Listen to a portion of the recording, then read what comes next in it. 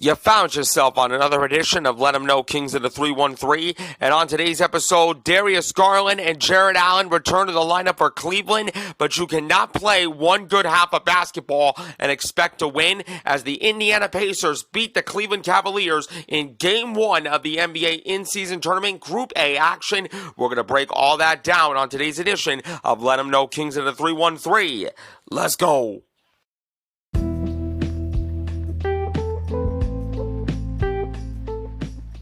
And now, ladies and gentlemen, in the place to be, it is that time for the post-game reaction podcast to the Cleveland Cavaliers, Sacramento Kings, and the Pistons from the D.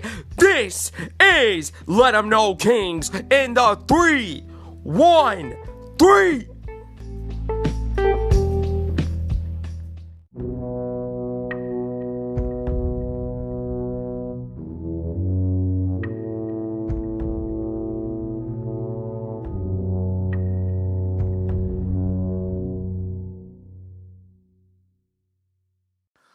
What up, what up, what up? Welcome to another edition of Let 'em Know Kings in the 313. This is your Detroit Pistons, Sacramento Kings, and Cleveland Cavaliers post-game reaction podcast. And I'm your host, Skylar Weisberg. Thank you so much for tuning into this great program. And as a friendly reminder, you can find Let 'em Know Kings in the 313 on Amazon Music, Google Podcast, iHeartRadio, Radio Public, Pandora, Spotify, wherever else you want to listen to this show. Give the show a follow on those platforms if you can please, and go on to the official website of the Let 'em Know Kings in the 313 podcast, anchor.fm/CLESK313, and turn on your notifications so you know about the next episode of this podcast, which will be dropping tomorrow, covering the Sacramento Kings and the Houston Rockets. Game 1 tonight, the first game of 2 in Houston. It is going to be very interesting. You could call it maybe a mini playoff series, if you will. Please rate, spread the word out to your friends, and give Let 'em Know Kings in a 313 a 5-star review on whatever podcast platform you're listening to this on. It is a great way to support the podcast, and I appreciate each and every one of you for checking this show out today. Well, the NBA in-season tournament tipped off yesterday, and I'm not going to lie to you. As far as the action goes, I loved it. I loved it as a whole. I mean, Oklahoma City and Golden State played an absolute thriller. Dallas and Denver shut it down. But the courts, though, I mean, damn. Let me talk to you for just a second. The courts actually remind me of a create-your-own court mode on NBA 2K. For those of you that might have played NBA 2K, you probably might know what I'm talking about, right? Where you just create your own court and it looks silly and it looks like childish, but it's your court. But let me tell you something. Those courts that I saw yesterday, bruh, they look monkey butt ugly, then they look disgusting.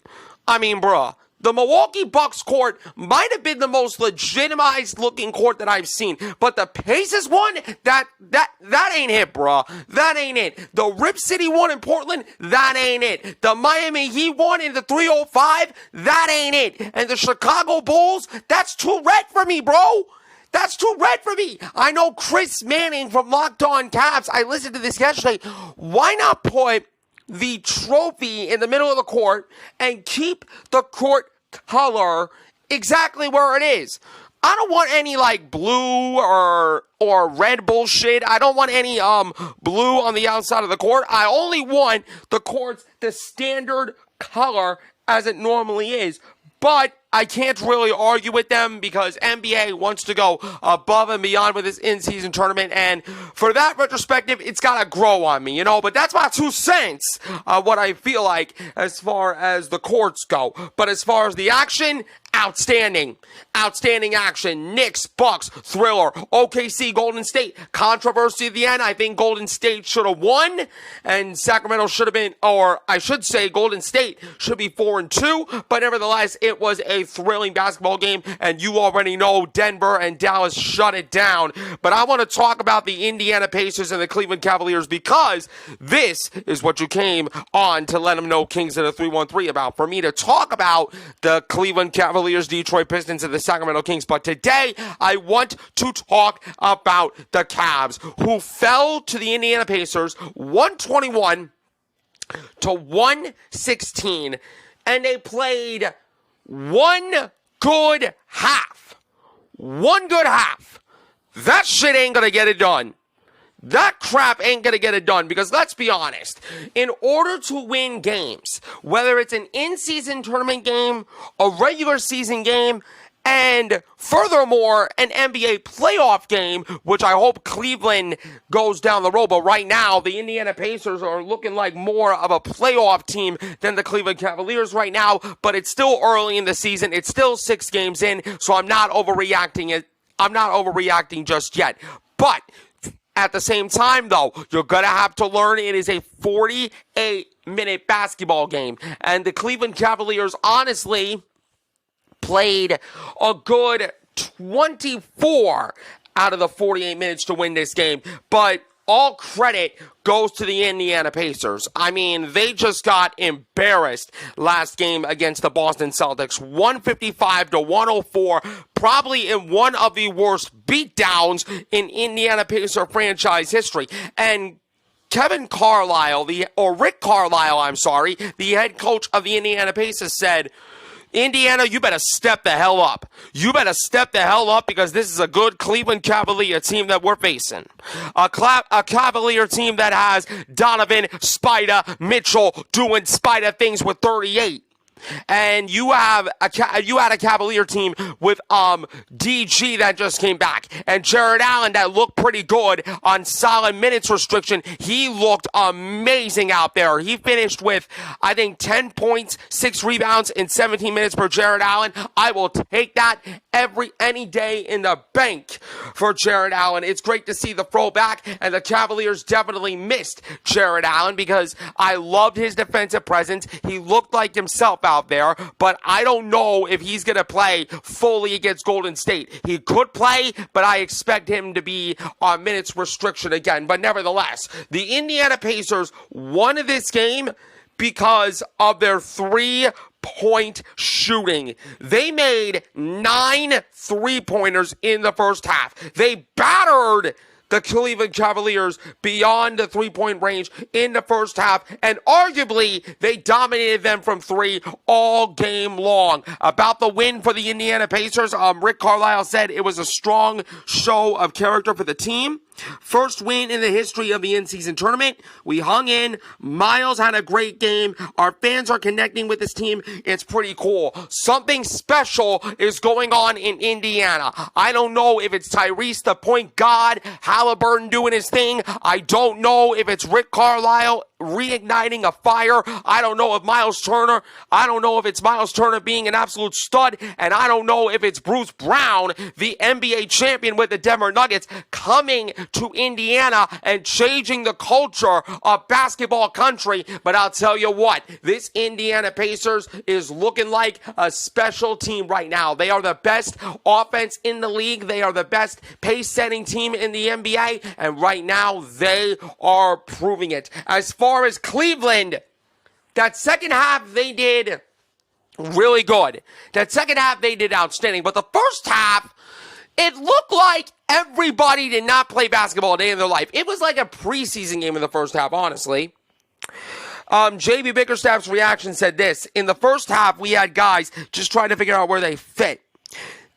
Nothing, noting all his regulars played for the first time. Minutes change, roles change, and in the second half, we did a much better job and gave ourselves a chance. But down 18, you have to be perfect, and the Cleveland Cavaliers were not perfect in this game. And before I get into the stats, there's one thing that I have to mention that is literally killing me as I'm recording this podcast. J.B. Bickerstaff, or I think I'm going to give you a new name, Just Bitch Bickerstaff. Yeah, I said it, Just Bitch Bickerstaff. The Cleveland Cavaliers were on a run.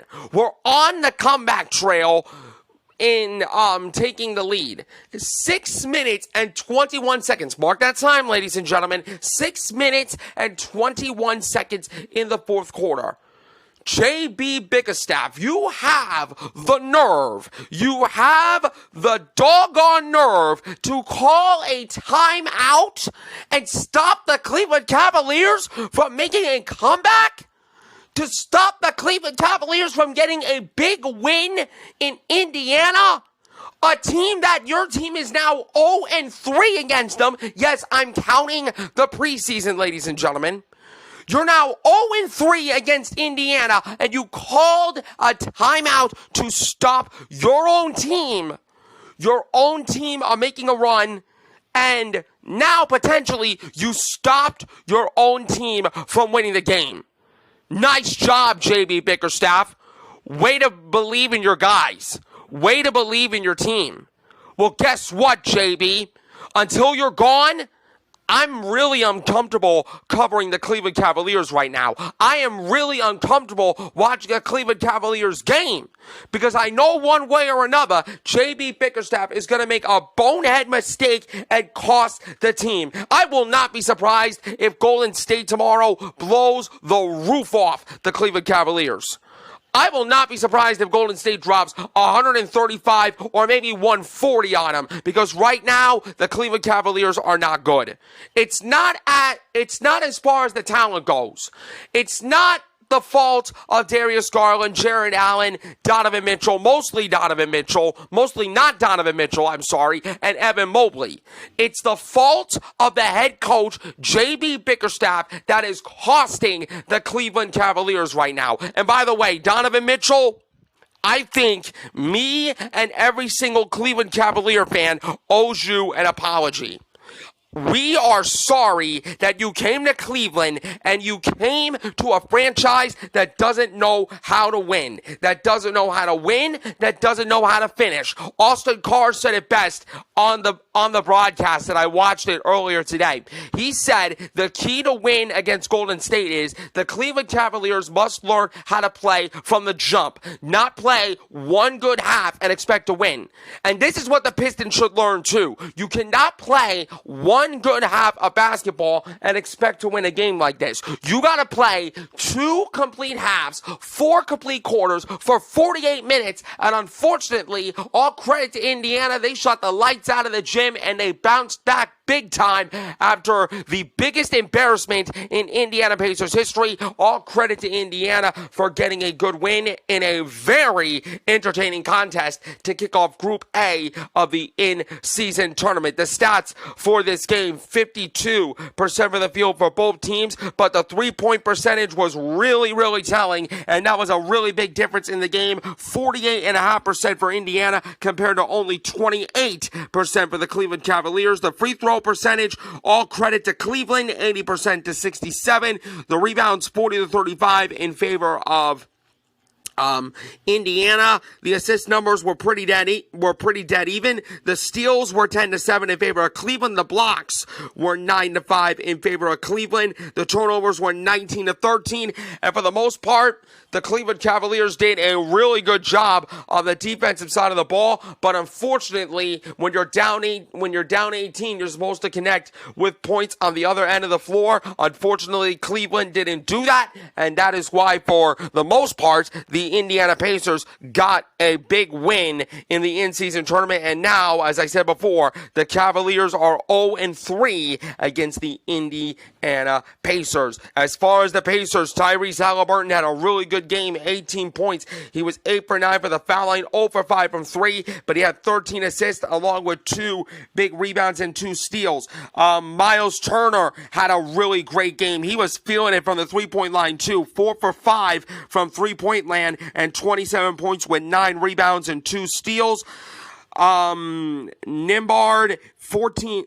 Buddy Hield, 14 points. He was 4 for 7 from 3. He loves shooting at 3. All the teams in the NBA better read the scouting report on Buddy Hield. He had 5 rebounds, 2 assists, and 1 block. Nimbard, Neesmith had a really good game with 13 points with 5 rebounds and 2 steals, and Smith had 13. As far as the Cleveland Cavaliers, Jared Allen, welcome back to the land, buddy. 10 points, 7 rebounds, 1 steal, and 2 blocks in 21 minutes. He looked absolutely fantastic out there. He looked like the Jared Allen that we all know and love. I think it's still going to take him some time to get into the flow, because last night it was his first game, Jared Allen, since the NBA playoffs last year. So it's going to take time for the Fro to get back into the show. But once he gets back, you better watch out, people. Evan Mobley, 14 points, 10 rebounds,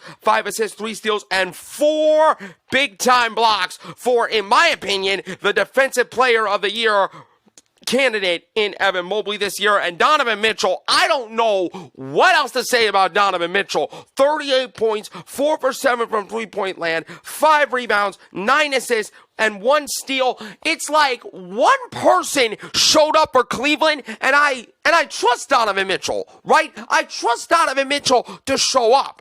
But one man can only do so much, right? You cannot win a basketball game when one man goes off for 38 points and everybody else is hitting the struggle bus. I need to see a complete team effort tomorrow against Golden State, or Sunday, I should say, against Golden State. If I don't see that team effort, we gonna have problems. I'm gonna go off. I'm gonna lose my mind. Hell, I might leave Cleveland because I'm really disappointed in them. I don't know. But the fact of the matter is this. This is a must-win game for the Cleveland Cavaliers on Sunday.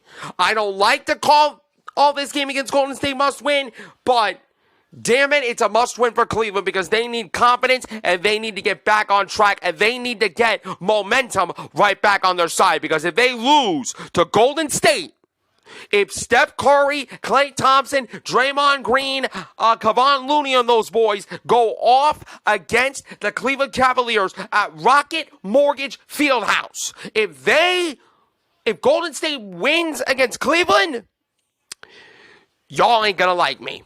Y'all ain't gonna like me, and y'all ain't gonna like how I'm gonna feel come Let 'em Know Kings of the 313 on Monday's episode. So get a win, Cleveland. We need to go right back on track. That's going to do it for today's episode of Let 'em Know Kings of the 313. You can find this show on Amazon Music, Google Podcasts, Spotify, iHeartRadio, Radio Public, Pandora, and wherever else you want to listen to this show. Give the show a follow on those platforms. If you can, please turn on your notifications so you know about the next episode. Please rate, spread the word out to your friends, and give Let 'em Know Kings of the 313 a 5-star review. Thank you so much for tuning in. I'm Skylar Weisberg, and I will see you right back here for another episode of Let 'em Know Kings in the 313.